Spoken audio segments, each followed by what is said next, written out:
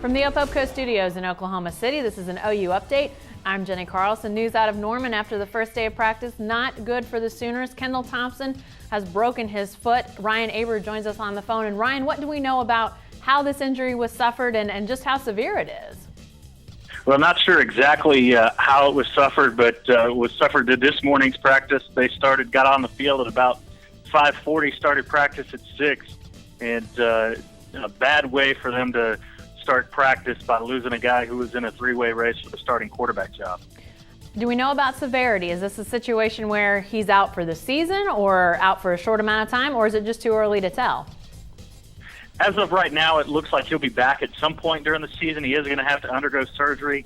That'll happen at some point today, so they're getting him in there pretty quickly. But certainly it removes him from the quarterback battle right now, which was the biggest storyline entering practices. Well, what does that do to the quarterback battle? Is it obviously we haven't heard officially a starter being named. Blake Bell hasn't been named. Trevor Knight's still in there. Does it change the complexion of this race, and if so, how? Well, to me, it doesn't change that much right now. I think most people expect that Blake Bell will be the starter, whether it's been named or not. Now, what it does change is how they use those other quarterbacks, because Bob Stoops talked at Big 12 Media Days in Dallas last week that he might use one of those other guys as a change of pace guy.